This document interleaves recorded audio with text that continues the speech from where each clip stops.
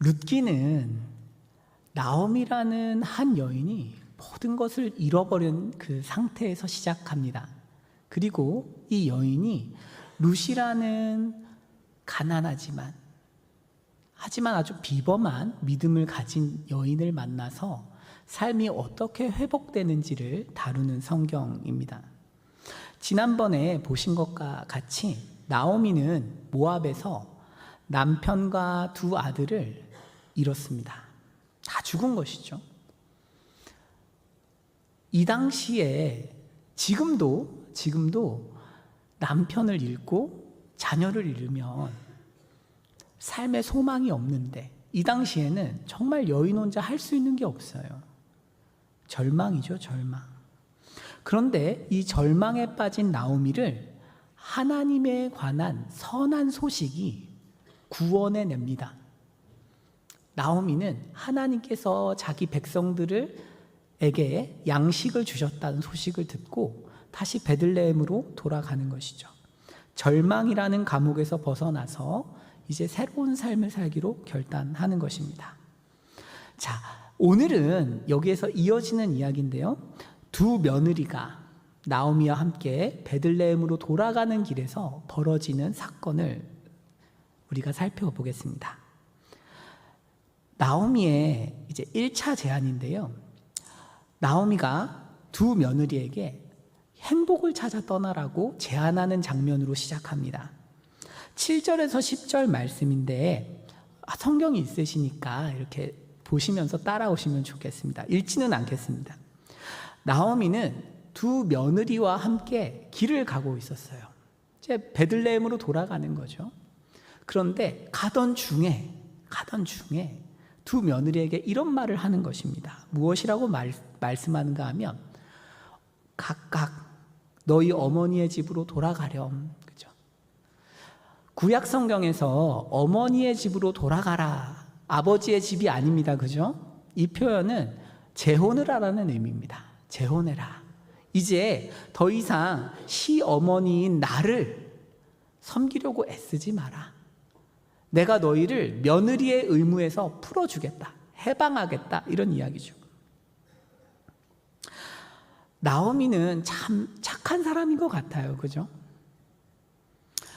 나오미에게 이 결정은 참 어려웠던 것 같습니다. 제가 왜 그렇게 생각하는가 하면 나오미가 베들레헴으로 돌아가야지 라고 처음 생각했을 때에는 며느리들을 데리고 갔어요. 처음부터 며느리들을 모압 땅에 남겨두지 않고 가던 길에서 가는 도중에 계속 내적으로 갈등을 한 것이죠. 며느리들이 지금 나를 따라서 가고 있는데 베들레헴으로 돌아가면 이 며느리들이 얼마나 불행할 것인가. 괜히 나 때문에 이 두 여성의 인생을 망치는 것이 아닐까. 이런 고민과 또 한편으로는 나오미가 늙고 병들었는데 그래도 자신을 도와줄 두 며느리가 있으면 훨씬 인생을 살기가 편한 마음, 깊은 갈등을 한 것이죠.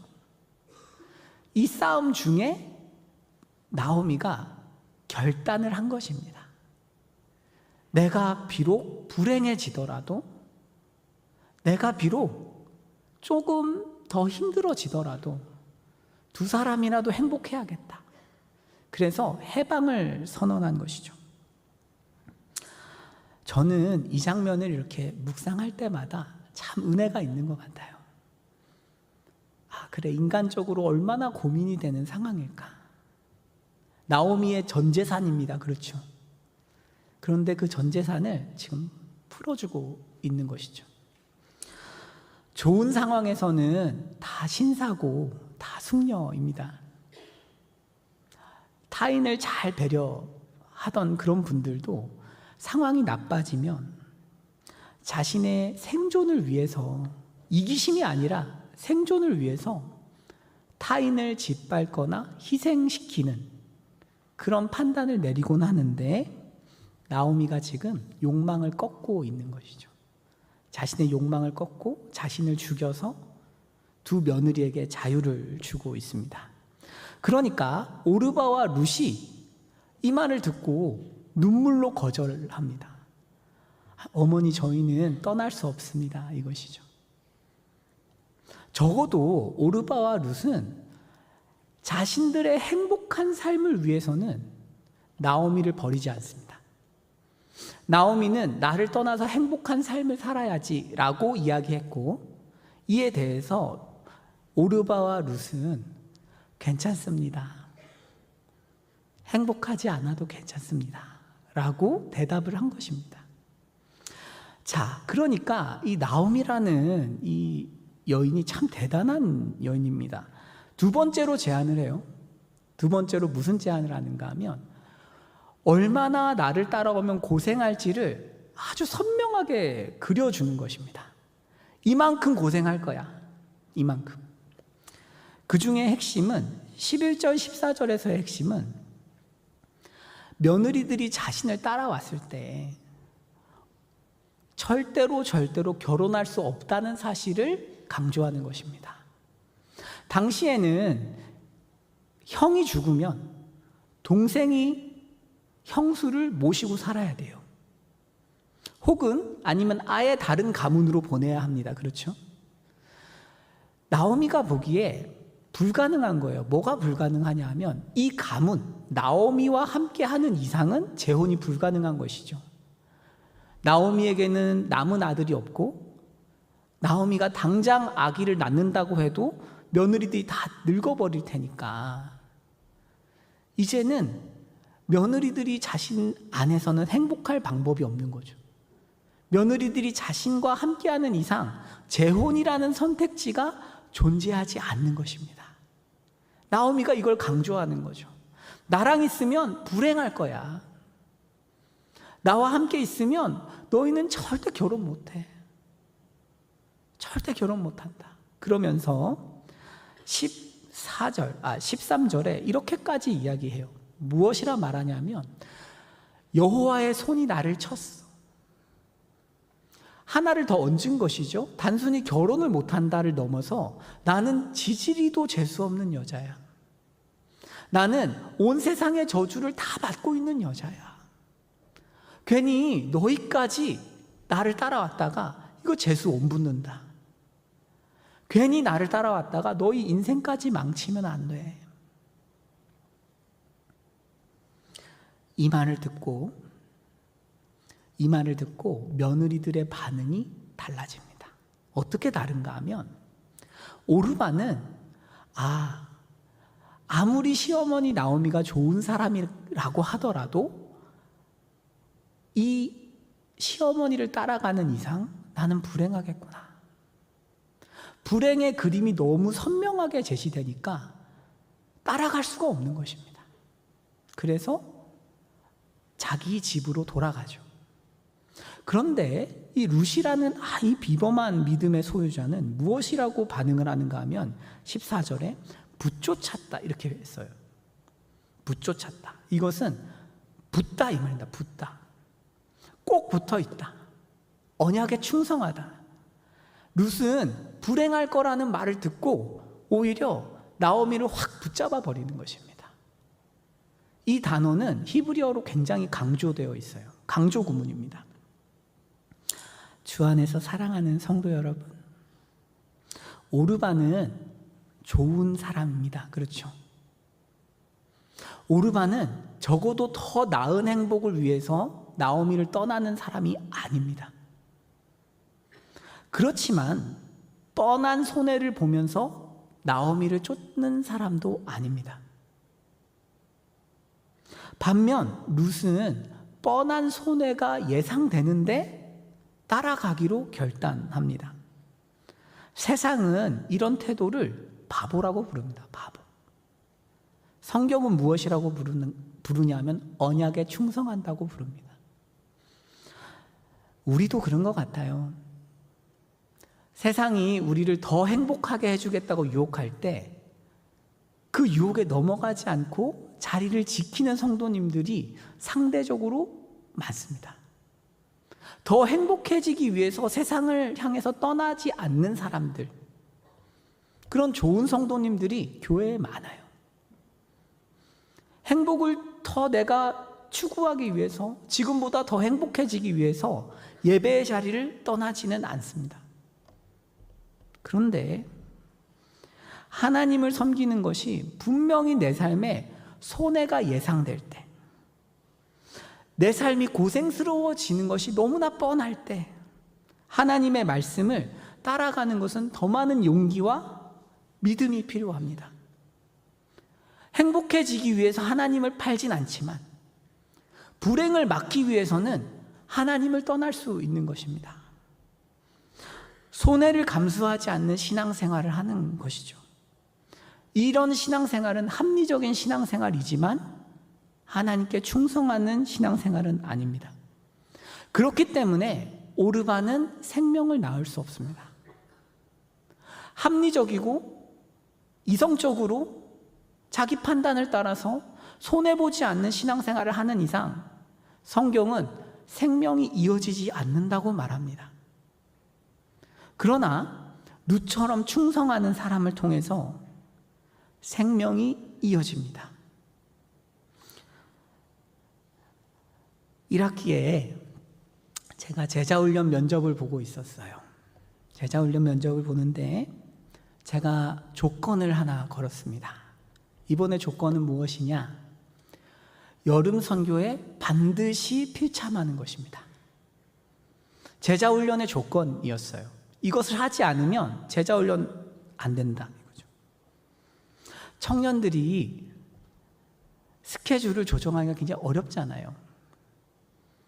몇 달 후에 있을 선교를 자기가 아무리 원함이 있어도 결정하기가 참 어렵습니다. 그래서 한 청년이 인터뷰를 하는 중에 저한테 그런 이야기를 해요. 이 청년은 4학년인데 이번 여름에 연구실에 있는 교수님과 연락을 해서 연구실에 여름에 출퇴근해야 될 수도 있다는 것이죠. 그래서 저에게 어떻게 하면 좋겠느냐고 물어왔습니다.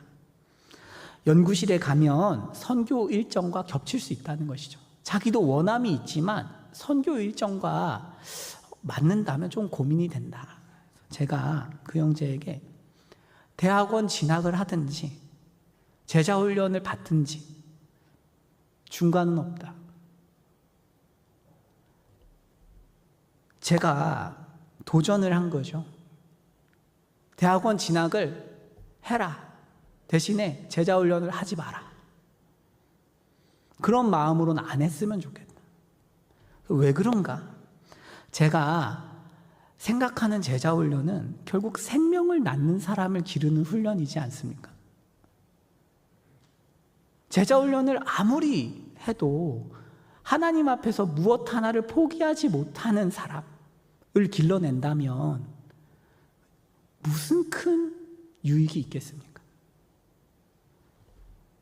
교회를 섬기기 위해서 무작정 희생하고 헌신하라는 의미가 아닙니다. 다만 제자훈련이라는 것을 결단했다면, 하나님 앞에서 무언가를 드리기로 결단을 했다면 그 사명에 충성하라는 것이죠. 정말로 어떤 열매를 맺고 싶다면 하나님 때문에 손해보는 경험이 있어야 하지 않습니까? 충성이 무엇입니까? 하나님 앞에서 손해보는 경험이라는 거예요. 오늘 성경이 이야기하는 것, 다바크라는 동사를 써서 붙줬다 이렇게 쓰는데 굳이 이 단어를 쓰지 않아도 됩니다. 룻이 떠나지 않았다고 써도 되고 성경은 얼마든지 다른 표현을 할 수 있습니다. 그런데 성경은 굳이 다바크라는 표현을 써서 언약 개념을 집어넣고 충성이란 측면에서 룻을 바라보게 하는 것입니다.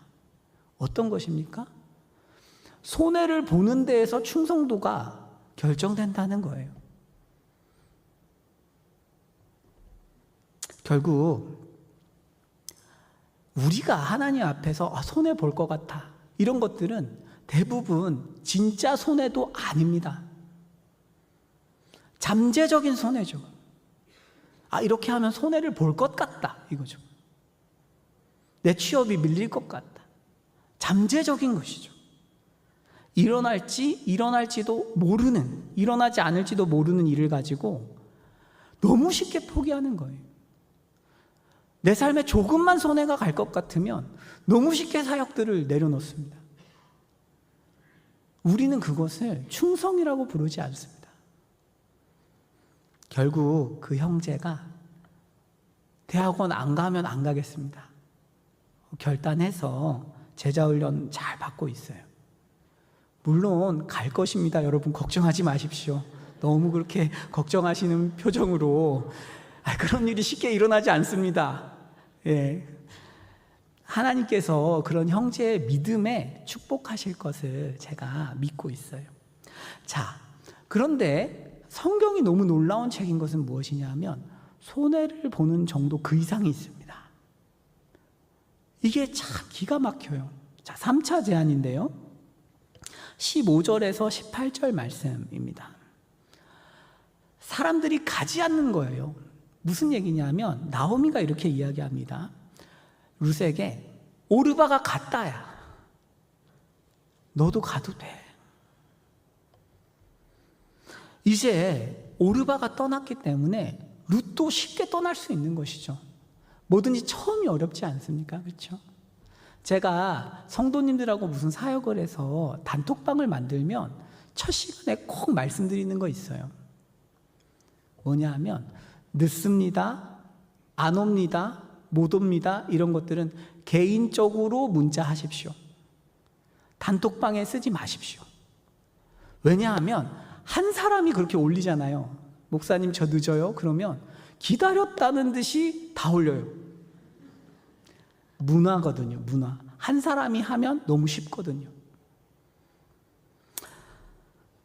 분위기입니다.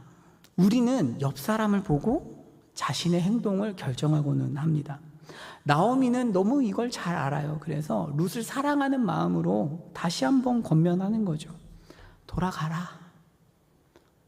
사랑하는 딸아, 돌아가라. 그러니까 룻이 엄청난 말들을 막 내뱉습니다. 그냥 어머니가 가시는 곳에 나도 가고 어머니께서 머무시는 곳에서 나도 머물겠습니다.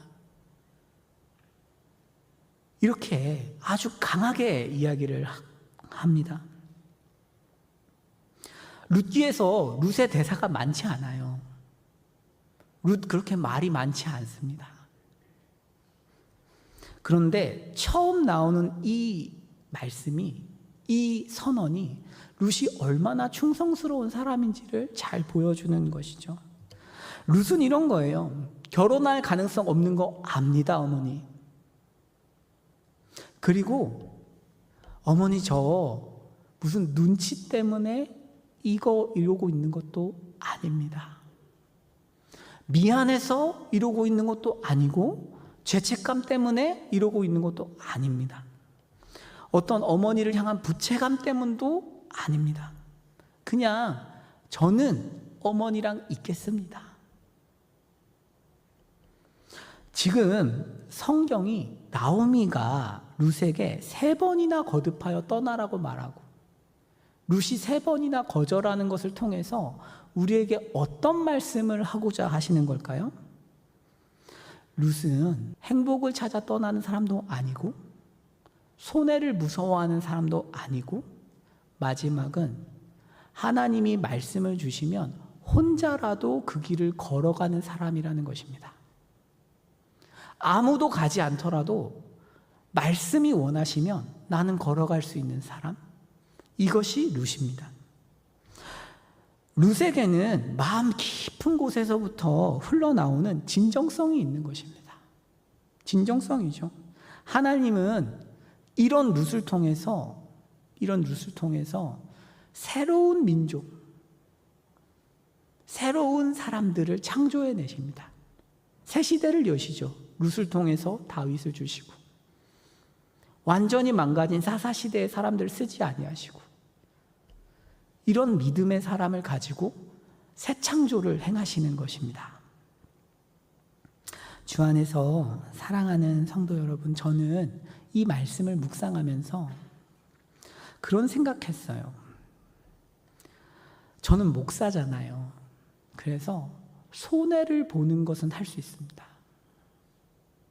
무슨 말이냐면 눈치 때문에라도 저 손해보는 것 할 수 있습니다. 손해보는 게 무섭지는 않아요. 그런데 정말 마음 깊은 곳에서 내가 이 어떤 사역을 하고 싶으냐 라고 하나님께서 정말 물어보실 때 때로는 자신이 없기도 해요. 교회에서 우리는 체면 때문에, 직분 때문에 손해봅니다. 옆에 있는 오르바들이 있으니까. 마음속 깊은 곳에 그런 손해를 감당하고 싶어서 하느냐, 다른 문제죠. 겉으로는 손해도 보고 희생도 하고 헌신도 하는데 이상하게 진정성이 떨어질 수 있다는 것입니다. 성경은 여기까지 룻을 보여줍니다. 세상은 손해를 보는 수준에서 이 사람 대단하네 라고 이야기하지만 성경은 더 나아갑니다. 진정성이 있느냐, 아무도 보지 않고 아무도 탓하지 않을 때, 아무도 나에게 책임을 요구하지 않을 때에도 자발적으로 주님께 나의 삶과 나의 몸을 드릴 수 있느냐, 그런 사람을 하나님은 쓰신다라는 거죠. 만약 목회자나 직분자, 리더들이 울며 겨자 먹기로 손에 봐가면서 섬긴다면 너무나 안타까운 일이죠. 하나님께서는 우리 대부분이 그런 사람이라는 것을 잘 아십니다. 그래서 우리를 업그레이드하고 싶어 하세요. 하나님께서는 우리의 마음을 종종 드러내시기 위해서 우리가 순종을 결단한 이후부터 삶을 어렵게 만드시기도 합니다. 그 이유가 무엇일까요? 진정성을 묻는 것입니다. 하나님께서 정말로 손해를 보면서 나를 따라올 수 있느냐? 아무도 너에게 책임을 요구하지 않을 때에도 올바른 것을 할 수 있느냐? 질문하십니다. 상황이 좋고 아무도 나를 막지 않고 그런 상황에서는 순종할 수 있어요. 그런데 사람도 나를 막아서고 상황도 안 좋아지고 안 가도 내가 어떤 사역을 하지 않고 교회를 섬기지 않더라도 누구도 나에게 뭐라고 할 수 없는 상황, 거기에서 하나님을 섬길 수 있느냐? 라고 하나님은 질문하십니다. 그리고 우리에게 진정성을 테스트하시죠. 하나님께서는 때로 이렇게 물으시는 것 같아요. 하지 않아도 된다, 우준아. 손해보지 않아도 된다. 누구 눈치 보지 않아도 된다. 그래도 할래? 자발적으로 괴롭고 힘든 길을 따라올 수 있겠니? 라고 물으시는 것이죠. 성경은 일관성 있어요. 굉장히 일관성 있는 책이죠. 그래서 위대한 길들은 진정성에서 열린다고 말씀합니다. 자, 열왕기하 말씀인데요.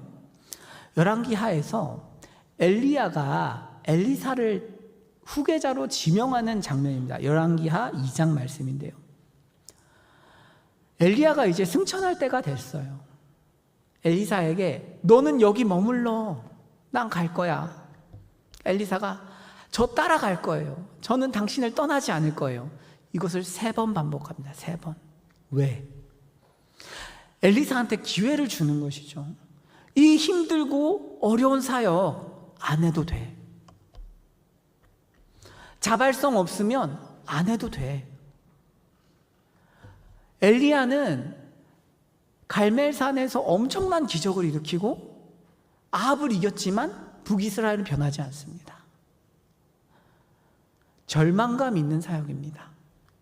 이 사역을 엘리사에게 그냥 이렇게 주고 싶지 않은 거예요. 원하지 않으면 하지 않아도 된다. 왜? 이 사역이 너무나 힘들고 어렵기 때문에. 하지만 이 사역은 너무나 가치 있고 너무나 귀한 사역이라서 사실은 맡기고 싶은 것이죠. 그 결과 어때요? 엘리사는 결국은 위대한 엘리야의 사역을 이어서 하나님 나라를 이어갑니다. 바울도 마찬가지죠. 사도행전 20장 24절을 보니까 예루살렘으로 돌아가면 자신이 죽음의 위협을 경험하리라는 것을 잘 알고 있습니다. 그리고 경건한 사람들이, 이상한 사람들이 아니고 평생 기도한 사람들, 선지자, 아가보 선지자가 와서 이렇게 21장에서 말해요. 예루살렘에서 이띠 임자를 결박해서 이방인의 손에 넘겨줄 것이다. 고생할 거야. 예루살렘에 올라가면 고생할 거야. 그러면서 가지 말라고 눈물로 호소합니다. 왜 그럴까요? 왜 성경은 이런 사건들을 기록해 놓았을까요? 진정성이죠. 그럼에도 불구하고 바울은 올라갑니다. 그럼에도 불구하고 바울 마음에 영혼 구원을 향한 열정이 있는 것이죠. 고통을 피하지 않고 대면한 결과 어떻게 됩니까? 바울의 선교가 넓어지고 결국은 로마에 당도하게 됩니다. 사랑하는 성도 여러분, 우리가 이렇게 듣는다고 하여도 인간은 본능적으로 그 길을 갈 수가 없습니다. 그래서 어떻게 해야 하는가? 우리 안에서 주님이 일을 하셔야 돼요. 우리 안에 주님이 일을 하셔야 되는데, 이를 위해서는 주님이 행하신 일을 들어야 합니다. 주님이 십자가를 지실 때 얼마나 많은 반대들을 경험하셨는지, 또 자발적으로 그 길을 가셨는지 알 수 있습니다. 그 중에 하나만 살펴볼까요? 하나만, 요한복음 말씀인데요. 저는 이 말씀이 참 은혜가 돼요. 어디서 은혜가 되는가 하면 4절입니다. 예수께서 그 당할 일을 다 아시고, 예수님은 다 아세요. 그리고 뭐 하세요? 나아갑니다. 예수님은 모르시지 않아요. 너무 잘 아세요. 이 길을 가면 얼마나 큰 고통과 어려움이 있는지, 얼마나 막대한 손해를 본지 잘 알고 계십니다. 그런데 다 아시는데 걸어가십니다. 베드로가 반대할 때에도 주님은 베드로를 혼내셨고, 주님이 천사들을 사용해서 자신을 잡아가려는 군대에게 저항할 수 있었지만 그렇게 하지 않으셨습니다. 이게 어떤 의미일까요? 주님의 진정성이죠. 주님은 그 수많은 반대와 그 수많은 유혹을 이기고 나를 구원하고 싶은 것입니다. 그 반대와 하지 않아도 되는 그런 상황을 마주하시면서도 포기하지 않고 그 길을 아시면서 가십니다. 왜? 나를 구원하고 싶으니까요. 나 같은 죄인을 절대 포기할 수 없고, 그 죄인을 향한 사랑이 너무나 진정성 있기 때문입니다. 성경은 우리에게 말씀하고 있어요. 주님이 우리를 향해서 보여주시는 사랑이 얼마나 진실한지, 얼마나 진실성이 있고 얼마나 진정성이 있는지를 성경이 아주 공을 들여서 그것 중에 1%, 2%라도 보여주도록, 느껴지도록 우리에게 계속해서 거듭거듭 말씀하시는 것입니다. 나는 진실로 너 같은 죄인을 사랑한다 라고 우리에게 계속해서 다가오시는 것이죠. 이 사랑에 우리가 사로잡힐 때 어떤 일이 일어납니까? 어떤 일이 일어나요? 주를 위해서 어려운 길을 갈 수 있게 됩니다. 그리고 그것을 통해서 생명을 낳게 됩니다. 사랑하는 성도 여러분, 저는 주님께 부르심을 받아서 사역자가 된 이후에 사역지를 결정하는 데 있어서 제 나름의 기준이 있었어요. 저는 첫 직장이 중요하다는 것을 모르는 사람은 아닙니다. 그런데 제 생각에는 결혼하지 않은 전도사 시절만이라도 하나님께 손해를 보고 싶었어요. 사역자가 없는 곳에 가고 싶었고, 서울 아닌 곳에서 사역하고 싶었습니다. 그리고 담임 목사님이 연세가 조금 있으셔서 조금은 제가 일을 도와드려야 하는 교회를 기도했어요. 하나님께서 제 기도를 다 들어주셨어요. 조금은 작은, 제가 고생할 줄 알면서 갔어요. 더 고생했어요. 하지만 그 결과 생명을 낳게 됐어요. 믿지 않는 청년들이 4명, 5명 돌아와서 세례를 받아요. 너무 아름다운 일이었어요. 오해하실까봐 말씀드리자면 규모가 적지만 좋은 교회였고요. 저에게 많은 사랑을 주신 과분한 교회였습니다. 그러니까 제가 뭐 낮은 곳에 갔다 이런 거 아니에요. 사역지는 낮은 곳이 없어요. 그런데 그냥 제가 그렇게 고생할 줄 알면서 갔고 그 가운데 주님이 은혜를 주셨다는 거죠. 제 나름대로 주님이 주신 소원을 따라서 자발적으로 고생할 곳을 택했고 주님이 그것을 기쁘게 받아주셨었다. 이런 이야기입니다. 이제 말씀을 정리하겠습니다.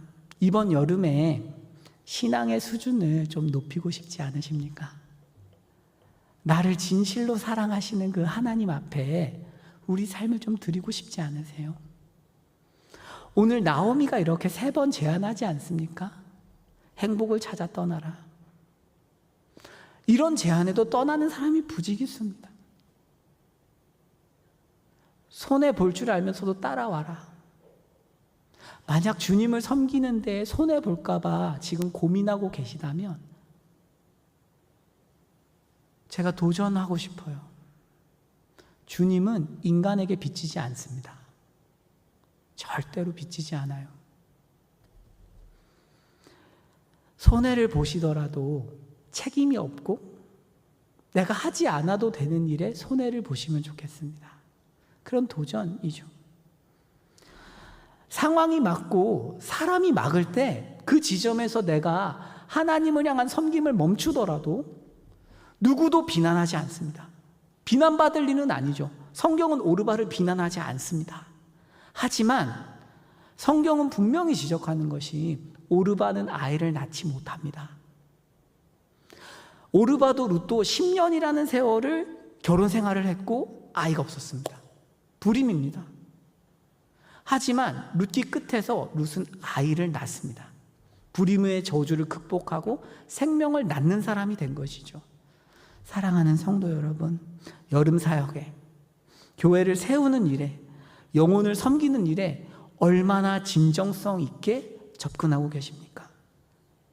당장 수련회나 선교만 해도 시간을 내는 것, 재정을 섬기는 것, 사람들과 부대끼는 것, 멀리 가는 것, 때로는 자녀들의 학업 문제 때문에 염려되는 것, 다 어렵습니다. 하지만 그 길을 알면서 가시면 좋겠습니다. 그럴 때 정말 생명을 낳는 교회로, 생명을 잉태하고 생명을 양육하는 교회로 우리 교회가 많이 자랄 수 있다고 생각합니다. 축복합니다. 기도하겠습니다.